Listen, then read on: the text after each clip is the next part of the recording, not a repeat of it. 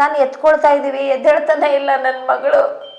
ಆಮೇಲೆ ಎತ್ಕೊಂಡು ಬಂದ್ವಿ ನಾವು ಹೊರಗಡೆ. ಯಾವಾಗಲೂ ಅದೇ ದುಡ್ಡು ದುಡ್ಡು ದುಡ್ಡು.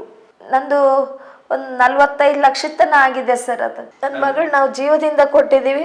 ನನಗೆ ಜೀವದಿಂದನೇ ನನ್ನ ಮಗಳು ಬೇಕು. ನನಗೆ ದಪ್ಪ ರೊಟ್ಟಿ ಬೇಕು. ನನಗೆ ರೊಟ್ಟಿ ಮಾಡಿ ಕೊಟ್ರೆ ಸರಿ. ನನಗೆ ನಂದು 15 ಲಕ್ಷ ಸಾಲ ಆಗಿದೆ, ಯಾರು ಕೊಡ್ತಾರೆ ಅಂತ ಕೇಳ್ತಾನೆ. ಆ ಹುಡುಗಿಗೆ 15 ಲಕ್ಷ ಸಾಲ ನಮಗೋಸ್ಕರ ಮಾಡಿದ್ನ ಇವನು. ನೀವು 30,000 ರೂಪಾಯಿ ಕೇಳಿದ್ಲಂತೆ ಒಂದ್ಸತಿ, ಅಷ್ಟೊಂದಿಲ್ಲ 20,000 ಆದ್ರೂ ಕೊಡೋಂದ್ಲಂತೆ. ನಿನಗೆ ಒಳ್ಳೆ ಸಂಬಳ ಬರ್ತಿತ್ತು. ಇಲ್ಲೊಂದು ಸ್ಟಿಕ್ಕರ್ ಅಂಟಿಸಿದ್ದಾರೆ, BTM ಲೇಔಟ್ ಅಲ್ಲಿ ಇರೋದು. ಅಲ್ಲಿ ಹೋದ್ವಿ ನಾವು. ಹಾರ್ಟ್ ಅಟ್ಯಾಕ್ ಅಂತಂದ್ರು. ಹಾರ್ಟ್ ಅಟ್ಯಾಕ್ ಅಂದ್ಕೂಳೆ ನಾವು ಸತ್ತಿದಾಳಂತ ಗೊತ್ತೇ ಇಲ್ಲ. ನಾನು ಇವತ್ತಿಗೆ ಹೆಣನ ನೋಡಿಲ್ಲ, ನನಗೆ ಗೊತ್ತೇ ಇಲ್ಲ. ನಾನು ಆಮೇಲೆ 1.5 ತಿಂಗಳು ಇವಾಗ ಪ್ರೆಗ್ನೆಂಟ್ ಇದ್ಲು. ಅವಳು ಹೊಟ್ಟೆಯಲ್ಲಿ ಕೂಸಿತ್ತು ಸರ್. ನನಗೆ ಹೇಳಿದ್ಲು ಸೋಮವಾರ ಫೋನ್ ಮಾಡಿದ್ಲು ನೈಟು. ಆಮೇಲೆ ಮಂಗಳವಾರ ಬೆಳಗ್ಗೆ ಒಮ್ಮೆ ಹಲೋ ಮಮ್ಮಿ ಅಂತ ಹಾಲು ಟೀ ಏನಾದರೂ ಕುಡಿ ಅಂತ ಹೇಳಿದೆ. ನಾವು ಅವಳಿಗೆ ಏನೂ ಕಡಿಮೆ ಮಾಡಿರಲಿಲ್ಲ, ಚೆನ್ನಾಗಿ ನೋಡ್ಕೊಂಡೇವೆ. ನಮ್ಮ ಮಗಳು ನಮಗೆ ಬೇಕು. ಮಾನ್ಯ ವೀಕ್ಷಕರೇ, ಇತ್ತೀಚೆಗೆ ಬಹುದೊಡ್ಡ ಸುದ್ದಿಯಾಗಿದ್ದಂತ ಹೇಳಿದ್ರೆ ಶಿಲ್ಪಾ ಅವರ ಸಾವು. ಶಿಲ್ಪಾ ಅವರು ಸಾಫ್ಟ್ವೇರ್ ಕಂಪನಿಯಲ್ಲಿ ಉದ್ಯೋಗಿಯಾಗಿರ್ತಾರೆ. ಇವರು ಮೂಲತಃ ಹುಬ್ಬಳ್ಳಿಯವರಾಗಿರ್ತಾರೆ. 2.5 ವರ್ಷದ ಹಿಂದೆ ಇವರ ಮದುವೆ ಆಗುತ್ತೆ. BTM ಲೇಔಟ್ ನಲ್ಲಿ ಇವರು ಮನೆ ಮಾಡ್ಕೊಂಡಿರ್ತಾರೆ. ಇವರಿಗೆ ಒಂದು ಗಂಡು ಮಗು ಇರುತ್ತೆ. ಅದಾದ ಮೇಲೆ ಹೊಟ್ಟೆಯಲ್ಲಿ ಇನ್ನೊಂದು ಮಗು ಇರುತ್ತೆ. ಅದೇ ಸಮಯಕ್ಕೆ ಜೀವ ಹೊರಟೋಗುತ್ತೆ. ಇಲ್ಲಿ ಈಗ ಬಹುದೊಡ್ಡ ಚರ್ಚಿತ ವಿಷಯ ಏನಂತ ಹೇಳಿದ್ರೆ, ಬೆಂಗಳೂರಿನಲ್ಲಿರುವಂಥ ಇಂಜಿನಿಯರ್ಗೆ ಕೊಟ್ಟು ಮದುವೆ ಮಾಡ್ಬೇಕಂತೇಳಿ ಅವರ ಮನೆಯವರು ವಿಜೃಂಭಣೆಯಿಂದ ಮದುವೆ ಮಾಡಿ ಕೊಟ್ಟಿರ್ತಾರೆ. 1.5 ವರ್ಷದ ನಂತರ ಅಳಿಯ ಏನಿದ್ದಾನೆ ಆ ವ್ಯಕ್ತಿ ಪಾನಿಪುರಿ ಅಂಗಡಿ ಇಟ್ಕೊಂಡಿರ್ತಾನೆ. ಇಂಜಿನಿಯರ್ ಅಂತ ಕೊಟ್ಟಿರ್ತಾರೆ, ನಂತರ ಪಾನಿಪುರಿ ಅಂಗಡಿ ಇಟ್ಕೊಂಡಿರ್ತಾನೆ. ಶಿಲ್ಪಾ ಅವರ ತಾಯಿಯವರು ಇದ್ದಾರೆ, ಅವ್ರ ಹತ್ರನೇ ಕೇಳುವ ಬನ್ನಿ ಏನಾಗಿತ್ತು. ತಂದೆ ತಾಯಂದ್ರಿದ್ದಾರೆ, ಅವರ ತಮ್ಮ ಮಕ್ಕಳಿಗೆ ಒಳ್ಳೆ ವಿದ್ಯಾಭ್ಯಾಸವನ್ನ ಕೊಡಿಸಿರ್ತಾರೆ, ಬೆಂಗಳೂರಿಗೆ ಮದುವೆ ಮಾಡಿ ಕೊಡ್ತಾರೆ, ಒಳ್ಳೊಳ್ಳೆ ಉದ್ಯೋಗದಲ್ಲಿ ಇರ್ತಾರೆ ಅಂತ ಹೇಳಿ ಮದುವೆ ಮಾಡಿ ಕೊಡ್ತಾರೆ. ಸ್ವತಃ ಅವ್ರ ತಾಯಿಯವರು ಇದ್ದಾರೆ, ಕೇಳುವ ಬನ್ನಿ. ಹೋಗ್ಬಿಟ್ಟು ನೀನು ನಮ್ಮ ತಂಗಿದು ಎಲ್ಲ ರೆಡಿ ಮಾಡ್ಕೋ ಅಂತ ಹೇಳಿದ್ರಂತ. ಹೇಳಿದ ತಕ್ಷಣ ಇವಳು ಆಯ್ತು ಅಂದ್ಲಂತ. ಮತ್ತೆ ಹೋಗಿ ತಿರ್ಗಾ ಬಂದು ನೀನೇನು ಕಾಟಾಚಾರಕ್ಕಿದ್ದೀಯ ನಮ್ಮ ಮನೇಲಿ, ಮನೆ ಬಿಟ್ಟು ಹೋಗಿ ನೀನು ಅಂತ ಜಗಳ ಮಾಡಿದ್ರಂತೆ. ಕಾಲಿಗೆ ಚಪ್ಪಲಿ ಕಾಲಲ್ಲಿ ತುಳಿದು ಇದೆಲ್ಲ ಒಡೆದು ಏನೇನೋ ಮಾಡಿ ಕಳಿಸಿದ್ದಾರೆ ಸರ್. ನಾನಿಲ್ಲ, ನಾನು ಊರಲ್ಲಿದ್ದೆಲ್ಲ ಮಮ್ಮಿ ನಾನು ಮನೆಗೆ ಬರ್ತಾ ಇದ್ದೀನಿ.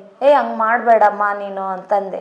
ಈಗ ಬರಲೇ ಬೇಡ ಅಂದ್ಲು. ಇಲ್ಲ ಬಾ ಅಂತಂದೆ. ಹೋಗು ಮನೆಗೆ ಹೋಗು, ನಾನು ಊರಲ್ಲಿದ್ದೀನಿ, ಮತ್ತು ಅವರಿಬ್ಬರು ಇದ್ದಾರೆ, ನಾನು ಅವ್ರಿಗೆ ಮನೆಗೆ ಇರೋಕ್ಕೆ ಹೇಳ್ತೀನಿ. ಮನೆಗೆ ಬಂದ್ಲು, ಮನೇಲಿದ್ಲು ಸರ್. ನಾನು ನೈಟ್ ಹತ್ತಿಬಿಟ್ಟು ಮನೆಗೆ ಬಂದೆ. 3 ತಿಂಗಳು ನಮ್ಮ ಮನೆಯಲ್ಲೇ ಇತ್ತು ಹುಡುಗಿ. ಅದಾದಮೇಲೆ 3 ತಿಂಗಳು ಇತ್ತು ನಮ್ಮ ಮನೆಯಲ್ಲಿ. ಇವಾಗ 3 ತಿಂಗಳಿತ್ತು. ನೀನು ಹೋಗೋದೇ ಬೇಡ. ನಾನು ನಮ್ಮ ಅಕ್ಕರನ್ನ ಕರೀಲಿಲ್ಲ. ಇವರು ನಮ್ಮ ಅಣ್ಣನೇ ಅಂತ ಅತ್ತಿಗೆ ಇವರು. ಇವರು ನಮ್ಮ ಸಂಬಂಧ ಇಲ್ಲಿ ಜಾಸ್ತಿ ಇದ್ದಾರೆ. ನಾನು ಯಾರನ್ನೂ ಕರೀಲಿಲ್ಲ. ಯಾಕೆ ಅಂತಂದರೆ ಏನಂತಾರೋ ಏನೋ, ಇವಳು ಮದುವೆ ಬೇರೆ ಮಾಡ್ಕೊಂಡಿದ್ದಾಳೆ, ಮನೆ ಸಂಸಾರ ಅಲ್ಲ. ಬಿಡು ಮಮ್ಮಿ, ನಾವು ಲೈಫ್ ಲಾಂಗ್ ಇರೋರು. ಸುಮ್ಮನೆ ಒಂದು ಮಾತು ಹೋದ್ರೆ ಇನ್ನೊಂದು ಮಾತು, ಬೇಡ ಸುದ್ದಿ ಬೇಡ ಮಮ್ಮಿ, ಇರಲಿ ನಾನು ಇದೊಂದ್ಸಲ ನೋಡ್ತೀನಿ ಅಂತ ಹೇಳಂದ್ಲು.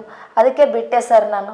ನಮ್ಮ ಜನ ಆದರೂ ನನ್ನ ಮೈದ ಬಂದರು, ಇಲ್ಲೇ ನನ್ನ ಫ್ರೆಂಡ್ ಯಶೋಧ ಅಂತ ಬಂದಿದ್ರು ನಮ್ಮ ಮನೆಗೆ. ಸರ್ ಅವರು ಹೆಂಗೆ ಹೊಡೆದ್ರು ಕಾಲಿಲೆ ಅದು ತುಳಿದ್ಬಿಟ್ಟು, ಚಪ್ಪಲ್ ಕಾಲಿಲೆ ಎಲ್ಲ ತುಳಿದಿದ್ದಾರಂತ. ಅವಳಿಗೆ ಹೊಡೆದಿದ್ದಾರೆ, ಕಳಿಸಿದ್ದಾರೆ. ಬಂದು ಮನೇಲಿದ್ದು 3 ತಿಂಗಳಾದಮೇಲೆ ಯುಗಾದಿ 4 ದಿನ ಇತ್ತು. ಅವ್ರ ಕಡೆಯವರು 8 ಜನ ಬಂದರು, ನಮ್ಮ ಕಡೆಯವರು 2 ಜನ. ನಾವು ಯಾರನ್ನೂ ಕರೆಸ್ತಿಲ್ಲ, ಮಾನ ಮರ್ಯಾದೆ ಅಂತೇಳಿ. ಮನೆ ಸಂಸಾರ ಬೀದಿಗಿಡದ ಅವಶ್ಯಕತೆ ನಮಗಿರಲಿಲ್ಲ. ನಾವು ಏನೋ ಬಿಡು ಅಂತ ಸುಮ್ಮನೆ ಅದೇ. ನಂದೇ ತಪ್ಪು ಸರ್. ನಾನು ಅವತ್ತು ಕರಿಬೇಕಿತ್ತು, ನಮ್ಮ ರಿಲೇಷನ್ನೆಲ್ಲ ನಾನು ಕೂಡಿಸ್ಬೇಕಿತ್ತು. ನಾನು ಇವಳು ಬೇಡ ಅಂದಿದ್ದಕ್ಕೆ ಬಿಟ್ಟೆ. ನಾನು ಅದನ್ನು ಮಾಡಬೇಕಿತ್ತು ನಾನು. ಇವಾಗ ನನಗೆ ತಲೆಯಲ್ಲಿ ಹೋಗ್ತಾ ಇದೆ, ಆದರೆ ಅವಳೇ ಇಲ್ಲ ನನಗೆ. ಆಮೇಲೆ 3 ತಿಂಗಳಾದಾಗಿ ಹೋದ್ಮೇಲೆ ತನ್ನ ಫ್ರೆಂಡಿಗೆಲ್ಲ ಹೇಳಿದಾಳೆ, ನನಗೆ ಟಾರ್ಚರ್ ಜಾಸ್ತಿ ಕೊಡ್ತಾ ಇದ್ದಾರೆ, ನನಗೆ ಈಗ ಬಂದ ಮೇಲೆ ಇನ್ನೂ ಇದು ಆಗ್ತಾ ಇದೆ ಅಂದಿದ್ದಕ್ಕೆ ಅವ್ರ ಫ್ರೆಂಡ್ಸ್ ಎಲ್ಲ, ನೀನು ಹೋಗ್ಬಿಡು ನಿಮ್ಮ ಮಮ್ಮಿ ಮನೆಗೆ, ಇರಬೇಡ ನೀನು, ನಿನಗೆ ಆ ಥರ ಆದರೆ. ಪಾಪನು ನೋಡ್ಕೊಂಡು 5 ಗಂಟೆಗೆ ಎದ್ದು ಅಡುಗೆ ಮಾಡಿ ಅವನಿಗೆ ರಾತ್ರಿ ಬೆಳಗ್ಗೆ 6 ಗಂಟೆಗೆ ಆಗಲಿ ಇಷ್ಟು ದಪ್ಪ ರೊಟ್ಟಿ ಬೇಕು ನನಗೆ, ರೊಟ್ಟಿ ಮಾಡಿ ಕೊಟ್ಟರೆ ಸರಿ ನನಗೆ ಅಂತ ಆ ಥರ ಎಲ್ಲ ಜಗಳ ಮಾಡಿದ್ದಾನೆ. ಆಮೇಲೆ 8 ಜನ ಕರ್ಕೊಂಡು ಬಂದಾಗೆ ನಂದು 15 ಲಕ್ಷ ಸಾಲ ಆಗಿದೆ, ಯಾರು ಕೊಡ್ತಾರೆ ಅಂತ ಕೇಳ್ತಾನೆ. ಆ ಹುಡುಗಿಗೆ 15 ಲಕ್ಷ ಸಾಲ ನಮಗೋಸ್ಕರ ಮಾಡಿದ್ನ ಇವನು. ಸರ್ ನಾನು 8 ತಿಂಗಳು ನನ್ನ ಮಗಳು ಪ್ರೆಗ್ನೆಂಟ್ ಇದ್ದಾಗ, ನಾಳೆಗೆ 9 ತಿಂಗಳು ಮುಗೀತಂದಾಗ ಅವ್ರ ಮನೆಗೆ ಕರ್ಕೊಂಡು ವಾಪಸ್ ಬಂದಿದ್ದಷ್ಟೇ. ನಾವು ಅವ್ರ ಮನೆಗೆ ಯಾವತ್ತೂ ಹೋಗೋದೇ ಇಲ್ಲ. ಗಂಡ ಹೆಂಡ್ತಿ. ಅವಳು ಹಚ್ತಾಳೆ ಜಗಳ, ಅವಳ ಅಮ್ಮ ಇದ್ದಾಳೆ ಅಂತ ಬೈದಾಡ್ತಿದ್ನಂತ. ಹೋಗಲಿ ಬಿಡು, ಅವನಿಗೆ ತಾಯಿ ಇದ್ದಾಳೆ, ತಂಗಿ ಇದ್ದಾಳೆ, ಹಾಳಾಗೋಗ್ಲಿ ಅಂತ ನಾನು ಸುಮ್ಮನೆ ಹಾಕ್ತಿದ್ದೆ ನನಗೆ. ಆಮೇಲೆ ನನ್ನ ಮಗಳ ಡೆಲಿವರಿ ಆದಮೇಲೆ 5 ತಿಂಗಳು ಇಲ್ಲೇ ಇದ್ದಾನೆ ಸರ್. ಆಮೇಲೆ 3 ತಿಂಗಳು ಹೋಗೋದು ಬರೋದು ಮಾಡ್ಕೊಂಡು ನಮ್ಮ ಮನೆಯಲ್ಲೇ ಇದ್ದಾನೆ ಸರ್ ಅವನು. ಹೌದು ಸರ್, 5 ತಿಂಗಳು ಇಲ್ಲೇ ಇದ್ದಾನೆ ಸರ್ ಮನೆಯಲ್ಲಿ. ಅಂದ್ರೆ ಡೆಲಿವರಿ ಆಗಿತ್ತು, ಪಾಪು ಇದೆ, ಹೆಂಡತಿ ಜೊತೆಗೆ ಇಲ್ಲೇ ಇದ್ದಾರೆ. ಅವರು ಇಲ್ಲೇ ಇದ್ರು, ಅಂದ್ರೆ ಕೂಸಿದೆ, ಡೆಲಿವರಿ ಆಗಿದೆ, ಇಲ್ಲೇ ಇದ್ರು. ಅಷ್ಟು ನಮ್ಮನ್ನ ಅರ್ಥ ಮಾಡ್ಕೊಳ್ಳಿಲ್ಲ ಸರ್ ನಾವ್ ಹೆಂಗೆ ಅಂತ. ನಾವು ಜಗಳ ಗಂಟ್ರ, ನಾವು ಬೀದಿಗಿದ್ದವ್ರ ನಾವು. ನನಗೆ ಏನು ನನಗೆ ಅಷ್ಟೊಂದು ಗೊತ್ತಾಗ್ಲಿಲ್ಲ ಸರ್ ಇವ್ರು ಹಿಂಗೆ ಅಂತ. ನನಗೆ ಗೊತ್ತಾಗ್ಲಿಲ್ಲ ನನಗೆ ಅವ್ರ ಬಗ್ಗೆ ಏನು ಜಗಳ ಮಾಡ್ತಾರೆ ಆದ್ರೂ ಅಂದೆ ನಾನು ಅವ್ರ ಅಮ್ಮ ಸರಿ ಇಲ್ಲ ಅಂತ. ನನಗೆ ಆಮೇಲೆ ಎಲ್ಲಾರು ಹೇಳ್ತಾ ಇದ್ರು. ಮದುವೆ ಆಗಿ 10ನೇ ತಾರೀಕಿಗೆ ಫಂಕ್ಷನ್ ಇಟ್ಟಿದ್ರು ಅವ್ರ ಊರಲ್ಲಿ. 5ಕ್ಕೆ ಮದುವೆ ಆಯಿತು, 10ನೇ ತಾರೀಕು ಫಂಕ್ಷನ್ ಇಟ್ಕೊಂಡ್ರು. ಅಲ್ಲಿ ಅವ್ರು ಹೇಳಿದರು, ಇವ್ರ ಮನೆಗೆ ಮಕ್ಕಳು ಕೊಟ್ಟರೆ ನೀವು ಎಷ್ಟು ಚೆನ್ನಾಗಿದೆ ಮಗಳು, ಅವರು ಬಾಳಿಸಿದಾಗ ನಿಜವಾದ ಮದುವೆ, ಇಲ್ಲ ಅಂದರೆ ಮದುವೆ ಅಲ್ಲ ಇದು ಅಂತ ಹೇಳಿದ್ರು ಸರ್ ನಮಗೆ ಅವರು. ಅಲ್ಲಿ ಗಂಗಾವತಿಯಲ್ಲಿ ಹೇಳಿದರು. ಆಮೇಲೆ ಒಂದು 2-3 ಕಾಲ್ ಬಂದು ನಮಗೆ, ಯಾಕೆ ಕೊಟ್ರಿ, ಇಲ್ಲ ಅಂದರೆ ಅದು ಏನಾಕಿತ್ತೋ ಗೊತ್ತಿಲ್ಲ. ಆಮೇಲೆ 1.5 ತಿಂಗಳು ಇವಾಗ ಪ್ರೆಗ್ನೆಂಟ್ ಇದ್ಲ ಅವಳು, ಹೊಟ್ಟೆಯಲ್ಲಿ ಕೂಸಿತ್ತು ಸರ್. ನನಗೆ ಹೇಳಿದ್ಲು ಸೋಮವಾರ ಫೋನ್ ಮಾಡಿದ್ಲು ನೈಟು. ಆಮೇಲೆ ಮಂಗಳವಾರ ಬೆಳಗ್ಗೆ ಒಮ್ಮೆ ಹಲೋ ಮಮ್ಮಿ ಅಂತ, ಹಾಲು ಟೀ ಏನಾದರೂ ಕುಡಿ ಅಂತ ಹೇಳಿದ್ರು. ಆಯಿತು ಅಂತ ನಾವು ಸೋಮವಾರ ದಿನ ಗೌರಿ ಗಣೇಶ ಹಬ್ಬಕ್ಕೆ ಬರ್ರಿ ಅಂತ ನಮ್ಮ ಮನೆಯವರು ಅಳಿಯನಿಗೆ ಅವಳಿಗೆ ಸಮೇತ ಕರೆದಿದ್ರು.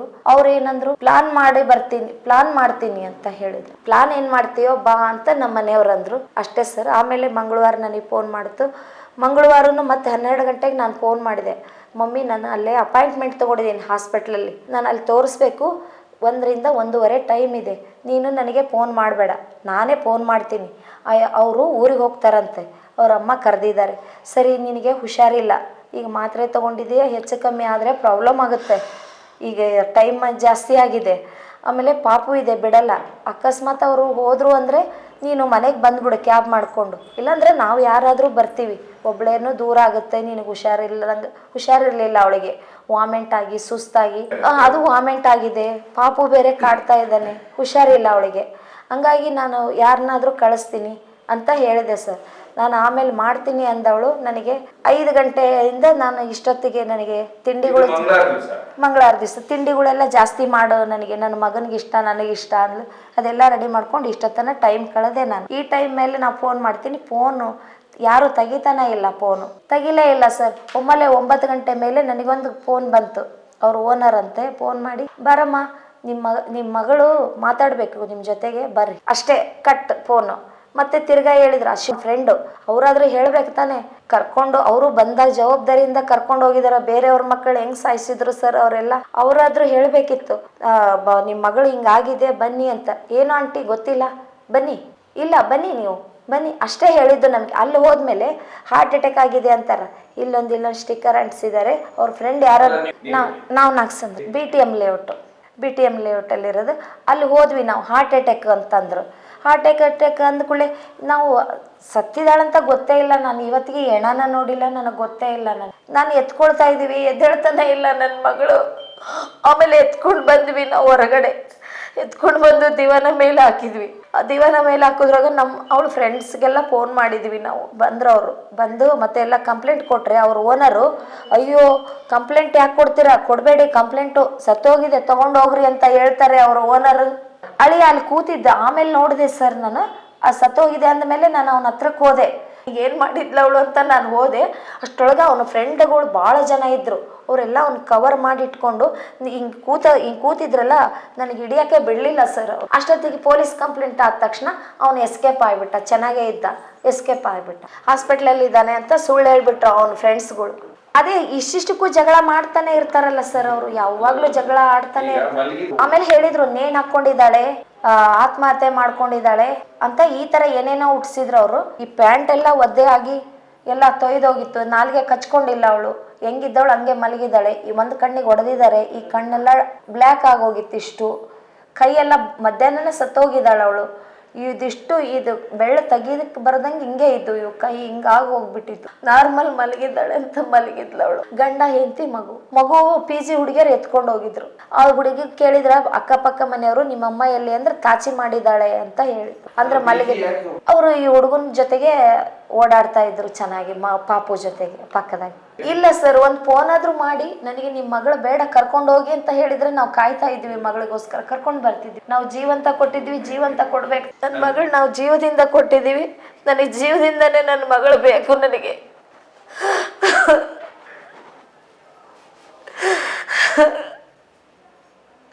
ನಮಗೆ ಅವಳು ಬಿಟ್ಟಿರೋಕ್ಕಾಗಲ್ಲ. ನಮಗೆ ನಾವು ಅವಳಿಗೇನು ಕಡಿಮೆ ಮಾಡಿರಲಿಲ್ಲ, ಚೆನ್ನಾಗಿ ನೋಡ್ಕೊಂಡೇವೆ. ನಮ್ಮ ಮಗಳು ನಮಗೆ ಬೇಕು. ನಾನು ಮಾಡಿರ್ತೀನಿ ಸರ್, 2-3 ಸಲ ಮಾತಾಡಿರ್ತೀನಿ ಸರ್. ನಮ್ಮ ಮಗಳ ಜೊತೆ ನಾನು ಮಾತಾಡ್ತಾ ಇರ್ತೀನಿ. ಇಲ್ಲ ಸರ್, ನಾನು ಪ್ರೆಗ್ನೆಂಟ್ ಇದ್ದೀನಿ, ನಾಳೆ ಟೈಮ್ ತಗೊಂಡಿದ್ದೀನಿ ಅಂತೂ, ತಿಂಡಿ ಎಲ್ಲ ಜಾಸ್ತಿ ಮಾಡಂತು. ಹಾಗೆ ತಾಯಿ ಮಕ್ಕಳು ನಾವು ಅದು ನನ್ನ ಹತ್ರ ಹೇಳ್ಕೊತಾ ಇರ್ಲಿಲ್ಲ ಸರ್ ಜಾಸ್ತಿ. ಅಲ್ಲಿ ಹೇಳಿದ್ರೆ ಬಂದ್ಬಿಡು ಅಂತೀವಿ ಅಂತ ನನ್ನ ಹತ್ರ ಜಾಸ್ತಿ ಹೇಳ್ತಿರ್ಲಿಲ್ಲ. ಕೆಲವೊಂದು ಇವ್ರು ಇಂಥವ್ರು ಅಂದಿದ್ರೆ ನಾನು ಮಮ್ಮಿ ನನ್ನ ಮದುವೆನೇ ಆಗ್ತಿರ್ಲಿಲ್ಲ. ನನಗೆ ಈ ಥರ ಅಂದರೆ ಇವ್ರ ಹತ್ರ ನಾನು ಇರ್ತಿರ್ಲಿಲ್ಲ. ನಾನು ಯಾಕಿದ್ದೀನಿ ಅಂದರೆ ಮಗುಗೆ ಅಪ್ಪ ಬೇಕು ಅಂತ ಇದ್ದೀನಿ. ನಾನು ಅವಲತ್ಕೊಳ್ಳೋಳು ಅಂದರೆ ತನ್ನ ಕೊರಗೆ ಹೇಳ್ಕೊಳ್ಳೋಳು. ನಾನು ಇವರು ಈ ಥರ ಅಂದರೆ ನಾನು ಹೇಳ್ತಿರ್ಲಿಲ್ಲ ಮಮ್ಮಿ. ನನಗೆ ಪಾಪಗೋಸ್ಕರ ಅನ್ಬೇಡ, ನೀನು ಎಲ್ಲಿದ್ರು ನಿಮ್ಮ ಮಕ್ಕಳೇ, ನಾವು ಸಾಕ್ತೀವಿ, ನೀವು ಬಾ. ಇಲ್ಲ ನಾವು ಬರ್ಬೇಕಾ, ಏನು ಮಾಡ್ಬೇಕು ಹೇಳೋದಕ್ಕೆ ಅಂತ ಕೇಳಿದೆ ನಾನು. ಜನ ಕೂಡ್ಸುನ, ನಮ್ಮ ಜನನ ಅಂತ. ನೋಡೋಣ ಮಮ್ಮಿ, ಇದು ಒಂದ್ಸಲ ಹೋಗ್ತೀನಿ, ಮತ್ತೆ ಹಿಂಗೆ ಆದರೆ ನನಗೆ ವಾಪಸ್ ಬಂದ್ಬಿಡ್ತೀನಿ. ನಮ್ಮ ತಂಗಿಯಾರು ಹೇಳಿದ್ರು, ಎಲ್ಲರೂ ಹೇಳಿದ್ರು ನೀನು ಹೋಗ್ಬೇಡ, ಅವ್ರು ಸರಿ ಇಲ್ಲ ಅಂದರೆ. ಆಂಟಿ ನಾನು ಇದೊಂದ್ಸಲ ಹೋಗ್ತೀನಿ, ನೆಕ್ಸ್ಟ್ ಹಿಂಗೆ ಮಾಡಿದರೆ ನಾನು ವಾಪಸ್ ಹೋಗಲ್ಲ ಅವ್ರ ಮನೆಗೆ ಅಂತ ಹೇಳಿಬಿಟ್ಟು ಹೋಗಿದ್ಲು ಸರ್. ಯಾವಾಗಲೂ ಅದೇ ದುಡ್ಡು ದುಡ್ಡು ದುಡ್ಡು. ನಂದು ಒಂದು 45 ಲಕ್ಷ ತನ ಆಗಿದೆ ಸರ್. ಅದು ಎಲ್ಲ ಸೇರಿ ನಮ್ದು. ಹೌದು ಸರ್. ಅದೇ 5 ಲಕ್ಷ ಕೊಟ್ಟೆ, 50,000 ಕೊಟ್ಟೆ, 20,000 ಅವಳ ಫ್ರೆಂಡ್ ಹತ್ರ. ಈಗ ಮೊನ್ನೆ 20,000 ಹಂಗೆ ತಗೊಳ್ತಾ ಇರೋದೆ ಅವಳು ಯಾವಾಗಲೂ. ಆಮೇಲೆ ಹಾಕಿದಾನೆ ಸರ್ ಅವನು ಫಸ್ಟ್ ಪಾನಿಪುರಿ ಅಂಗಡಿನ. ಫಸ್ಟ್ ನಮಗೆ ಬಯೋಡೇಟಾದಲ್ಲೆಲ್ಲ ಇಂಜಿನಿಯರು ಕೆಲಸ ಮಾಡ್ತೀನಿ ಅಂತಾನೆ ನಮಗೆ ಬಯೋಡೇಟಾದಲ್ಲಿ ಕಳಿಸಿರೋದು. ನಾನು ಕೇಳಿದೆ ಸರ್, ನಾನು ಕೇಳಿದರೆ ಅವಳು ಏನೂ ಬಾಯಿ ಬಿಡಲಿಲ್ಲ ನನ್ನ ಹತ್ರ. ಅದು ಏನಿತ್ತ ಗೊತ್ತಿಲ್ಲ ಸರ್. ಶಿಲ್ಪು, ನಾನು ಈ ಥರ ಪಾನಿಪುರಿ ಮಾಡ್ತಾನೆ ಅಂದ್ರೆ ಕೊಡ್ತಿರ್ಲಿಲ್ಲ, ಅದು ಯಾಕೆ ಹಂಗೆ ಟಾರ್ಚರ್ ಮಾಡ್ತಾರ, ಯಾಕೆ ಅಂಥ ಜನ? ಇಲ್ಲ ಸರ್, ನಾನು ಅವ್ನು ಪಾನಿಪುರಿ ಅಂಗಡಿ ಇಟ್ಟಾನಂದ್ರೆ ನಂಗೆ ಬೇಜಾರಾಗಿ ನಾನು ಅಂಗಡಿಗೆ ಹೋಗಿಲ್ಲ. ನಮ್ಮ ಮಗಳು ಹೇಳಿದ್ದು ನನಗೆ.